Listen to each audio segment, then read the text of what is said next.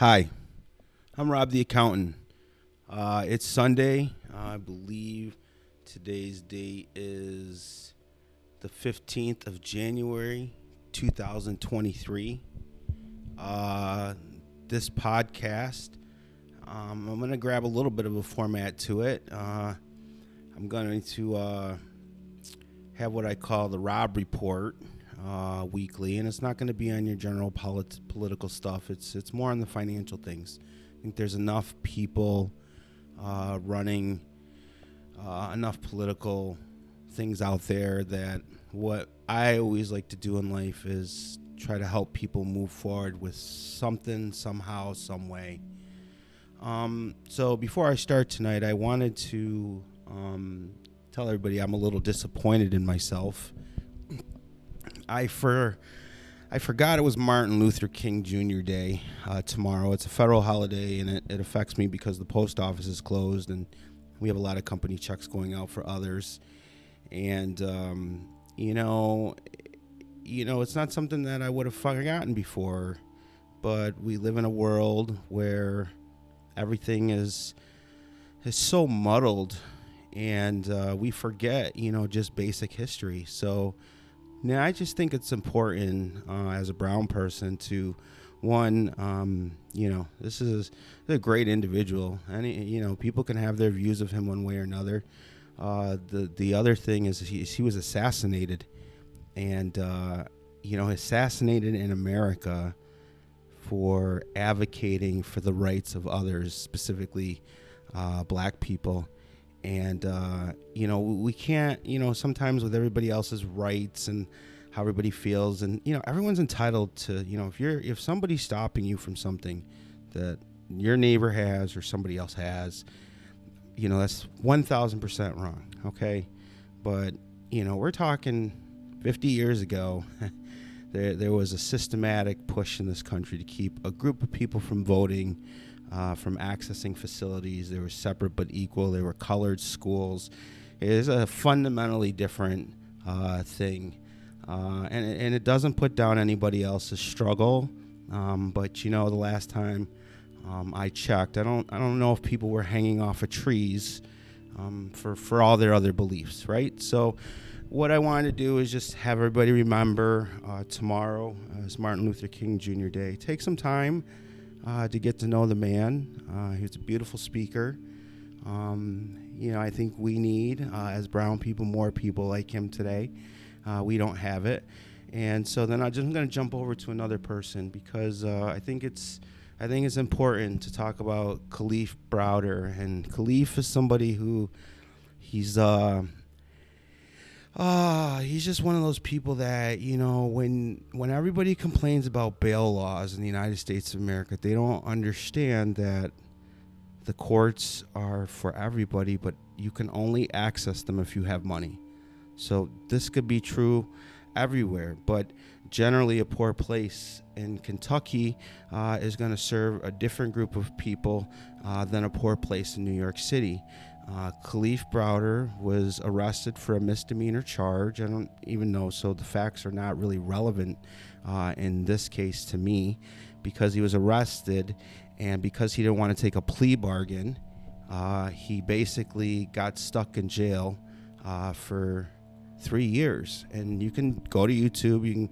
There's been lawsuits. All this came out, and you can say yes, he won some money and everything, but he was literally beaten in the prison. Rikers Island for exercising his right, his due process, his constitutional rights. So, when you have your Second Amendment rights and you just, right not to be imprisoned without a conviction, this is a perfect example of one of those situations. So, excuse me, everything was resolved in the manner where he actually received some compensation for it all. But PTSD is real. Emotional things when you're really impacted, when you're violently assaulted every day, when you're threatened, when you're, nearly killed for exercising a right afforded to you in the Constitution. This is why we can't forget about Martin Luther King Jr., and that's why this day shouldn't be entangled with any other racial movement or any other cause.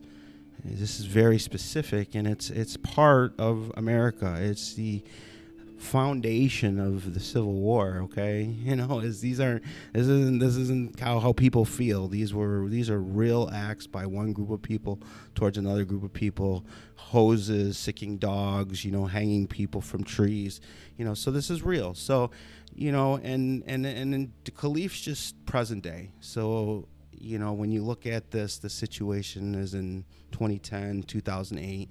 And then we just go back, and I'll close out with Emmett Till. And, everybody in the United States knows the story and everybody understands. But, what doesn't get so much publicity is that the lady who initially said the young gentleman, beautiful little boy, blew a kiss, that he never blew. She acknowledged that. So, just tomorrow, you don't got to go out and, take a subscription to, save a child in, some foreign country or nothing. But just the next time somebody's advocating a right that inhibits somebody's ability to, protect themselves, to defend themselves, to have the same rights as when you look yourself in the mirror have, that's it. I don't think anybody else is asking for more than that. So enough of that. I just want everybody to remember that for tomorrow. And we're going to get off those subjects. So let's close out those things. And so let's start with the first Rob report of 2023. It doesn't look like we have had anybody join the channel yet, and that's fine. Life's a grind. You just keep grinding it out, not to, why am I there? No, we got that switched out. I was just wondering why those weren't switching out yet. I have a little bit of delay. There we go. Life's a grind, When I started in insurance back when I was 21, we sold long-term care door to door. It's the most brutal insurance product to try to push. It's certainly hard to get somebody to open the door, allow you to walk in, and then, hand you a check for, a few $100s or a couple grand for something that they actually truly need. So the first week of the Rob Report is we're just going to jump over. Journals may be different every week, but I'm going to try to focus on some financial news for people. The IRS is going to accept 2022 tax returns starting January 23rd. For me, and I'm going to keep popping back and forth here to make sure no one's joining the channel. For me and my company, we won't really start processing returns probably until the 28th. There's always the computer glitches that, are just present. You can have the best software, everyone's buying whatever you're buying, but the interface with the government is going to run into some glitches. And sometimes if you're on that first batch that's running through, you actually experience longer delays than if you just waited out a couple days. So we here, and one of the things I make a choice on is we just don't start until usually about 5 days or a week. So all the bugs within the computer system can see their way out. So that's coming up soon. It's we're at the 15th. It's 7 days away.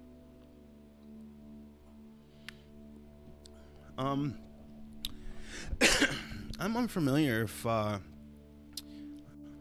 any of you guys know what the taxpayer advocate is. So let's go IRS taxpayer advocate.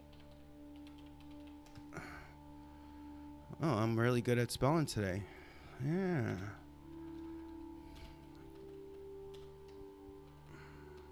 Let's just take out the advocate. Okay, so basically, if you ever get into a really nasty jam with the IRS and you just can't get it resolved, these are the people you call. It's a government agency within a government agency. And so if we come back here to the Journal of Accountancy, and let's just make sure we've got nobody in the channel here. If we come back to the Journal of Accountancy, we have the taxpayer advocate had a question and answer, and they were dealing primarily with the IRS backlog, service calls, and new leadership.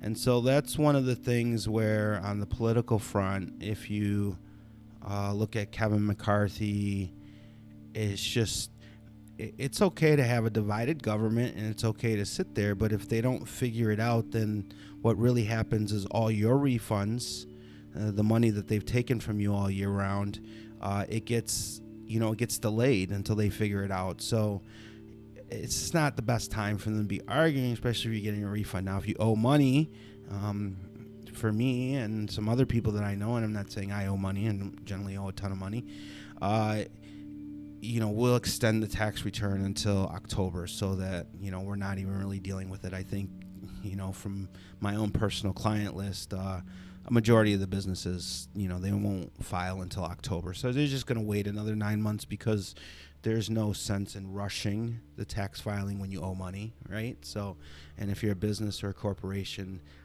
generally, you're not going to get refunds because credits aren't really working out in that realm for you as it is for the individual. All right. And here's another one, and this is not the I don't know if this is it's the same National Taxpayer Advocate, and they're basically reporting to Congress that the IRS is in better shape now than a year ago. It was awful a year ago. It's worse today. It's just so hard to get a hold of them. It's so difficult to get notices responded to. I just mail stuff in right now. It's just easier to get a written reply. Folks are doing things that just don't make sense. Like for me, I had a couple, when you're dealing with companies, you operate under a different authority, normally an 8655 for most business to business. Business, you figure this out. You fill it out and say how you want us to operate with the IRS or how you want us to interface. And lately, the IRS has just been blindly seeming to change what people they'll mark one thing for one way to do it, and then the process will commence, and then they'll just switch it out, send you a letter, and then you have to take the time to respond to the letter. And then if they back out deposits that were allocated for one thing, then they're just creating more busy work. So I would just prefer if they did nothing. And go down a little bit more. Nothing else here really is if you look at the why I say you should invest in yourself instead of your 401k, one of the things that would be really good for everybody to look at is they did pass the Secure Act 2.0, and one of the things in that bill is, depending on the employer you work for and how they have it set up, there will be automatic, you will have to opt out of a 401k. You won't be able to opt in. It'll already be set, and you'll have to go in there, and if you don't know, you won't know until you get your first paycheck, and then there's a chunk of it missing, and then you have to backdate. But at that time, the account's already set up, so you already have the account set up, and so therefore to remove any of that money is just bad, because then let's just say if you don't stay at that company for more than a year or two, and you don't put anything else back in there. This is the big rule they don't tell you about the 401ks, is that when you leave that company, the company doesn't want the 401k for you anymore. They're not going to continue to manage it. So you either have to roll it over into something else, or you have to cash it out. And so you don't want to roll it out because you don't want to cash it out because you'll have tax ramifications. But rolling it out, you can't roll a 401k into your own 401k. So unless you go to a new employer that has a 401k, it's very difficult sometimes for you to roll that 401k from company A to now company B. You have the new 401k and roll that in there. So these are they're stopgaps to help. They claim to help you, but I see as inhibitors to the money and the earnings that you make. So if you look at what's actually happening with your paycheck every week and you make the decision I want to invest here, you can call a guy like me or your local accountant down the road, and they'll show you how to start investing in yourself. And then you don't need anybody else. You don't need JP Morgan. You don't need any of these places, Bank of America, Wells Fargo. None of these places really at the end of the day are out here to secure any of our interest.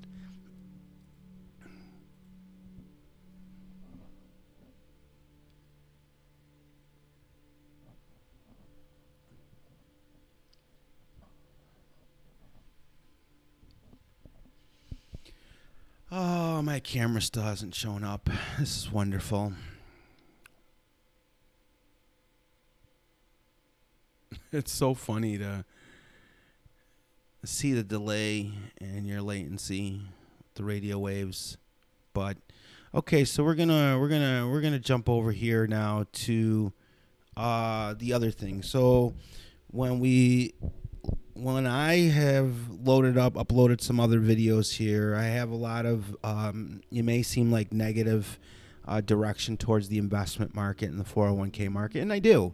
I think these people think they're smarter than us, and really what they're doing is, and I'm not against it, is they're just leveraging funds to make money, but, they're selling it off as some, parachute for you. And so, when we look at how the Congress just passed that $1.7 trillion budget, and we look at the, you're going to be forced into 401ks, or you have to opt out of them if you move employers. Now we go into the whole electric vehicle thing. So we'll come over, it's just a Monday morning journal. It's nothing big. These articles, you can go and you can find them yourself. But, the government's going to spend almost half a trillion dollars to buy these stocks. Now, guys, this is important because, this is your money. And when, you're incentivized to, let's just say you make $100,000 and then you lose 10 off your Social Security. And so that brings you to 90, and you pay 20% on the 90.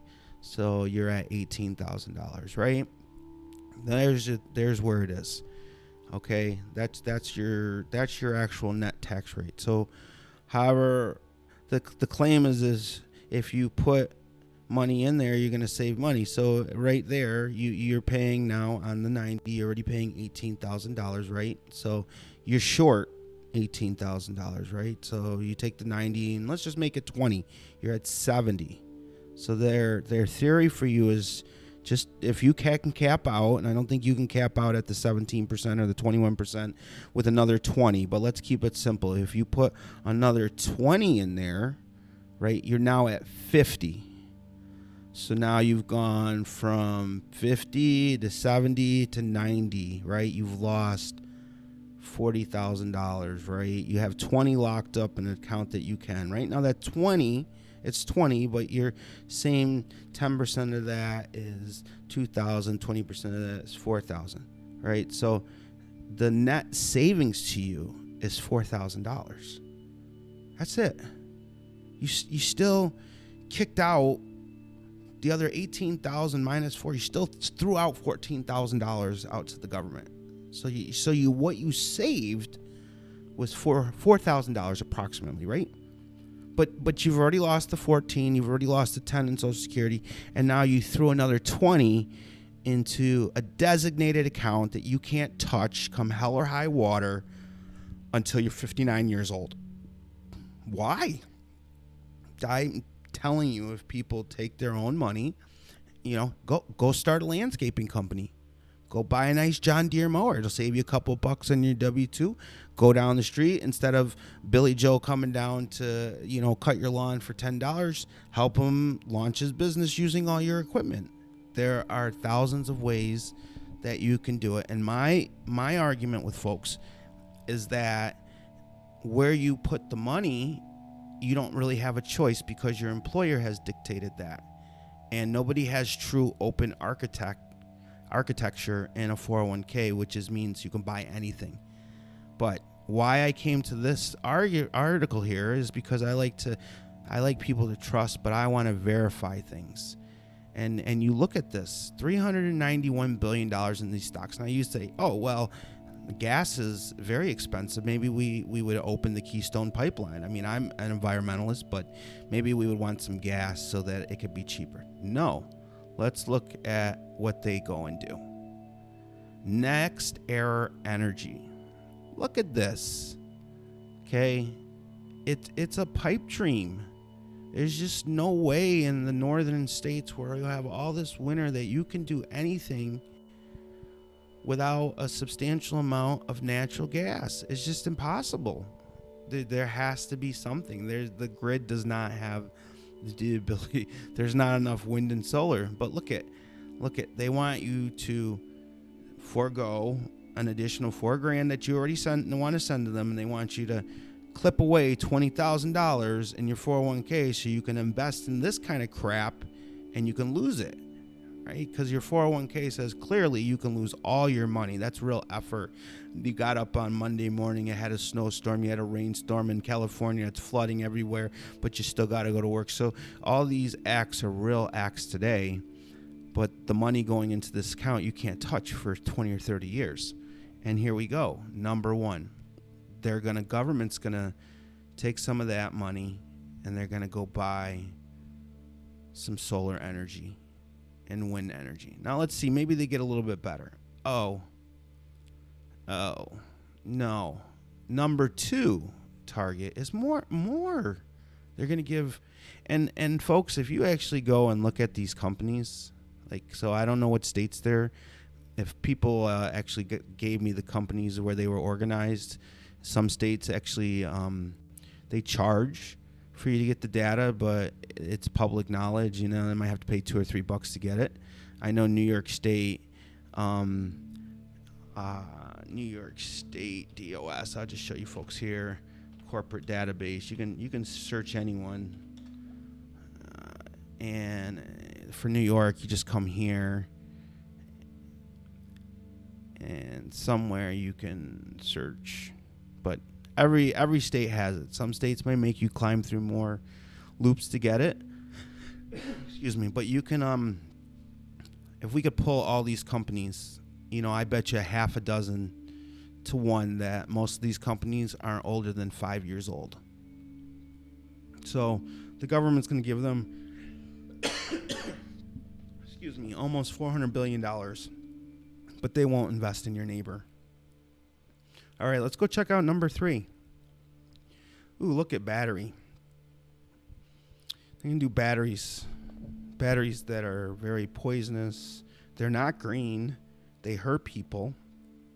Okay, but here we go again. It's just pumping. These are real dollars. And they can put it off to whatever they want to say. It's coming from us. We're the ones that fund it. And how we fund it is because they want us to put $20,000 of the money that we worked for today, put it in an account where you can lose it all tomorrow, and they throw a couple cents of savings your way. And then here we go, number 5. And this is the funny thing about it, is this periodical is targeted to try to help people like you and me who may own some money. I'm not saying anywhere near this money. I don't have anywhere near this money, but let's just say you are somebody who has money. They're trying to tell you, well, because the government's doing it, you should do it. Let me just tell you something. If the government's putting any money into any of these companies, I wouldn't want to be in any of these companies, because not to be a jerk, but every time they put money into something, it never runs efficiently. So it's going to be overpriced. It's going to be inefficient. And then what's going to happen is when the government pulls out of it, it's going to get bankrupt. And the people who are going to be holding the shares of all these companies is you. So you see all these people say, hey, go throw it here because this is where the government is throwing it. And I just have a different view of things. I have still not 50 yet, but close to, folks. And I've seen a couple wipeouts. I've seen the people who rely on these systems to be there for them when they retire, and then they're just not there. And everybody says, well, they had all the knowledge, they had all the smartness. But if that's true, then why are people still today waiting for money to get out of Robinhood? Come, nobody talks about that. I still have clients that can't exercise on getting out of positions that they bought within that. So I'm just here to answer questions for anybody. Politics, you can't really change much because they're just going to keep arguing. But money, how you invest in yourself, what you do for your business, how you get there, who you hire, how you hire people.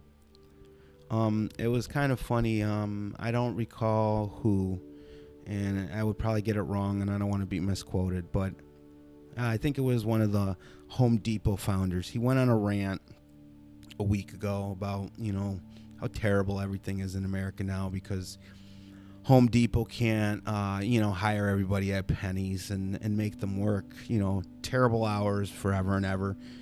And one thing he said that I thought was pretty interesting was that he said the human resource departments in corporate America have hindered corporate America's ability to grow. And I believe that because, if you look at the history of America, we have laws in place because we used to have children go into the factories. And it's terrible, and I'm not making light of it, but, it's just what happened. And, what happened is, they get an arm stuck, and then, the machine pull it off. And we said, well, maybe we don't want children in factories. So not everything is a bad thing, but sometimes I think there's just a group of people that want to show up, do the job that they're paid for, don't want to be bothered by any of the other stuff. They don't need an HR department to be there to tell them how they feel, what they're feeling. I don't think you need 40 different posters within an office enunciating everybody's single right to screw their employer when they're unhappy. We're all in this together. And so everyone you work for and everybody you have worked for, they're just like you. Nothing changed. They started like you.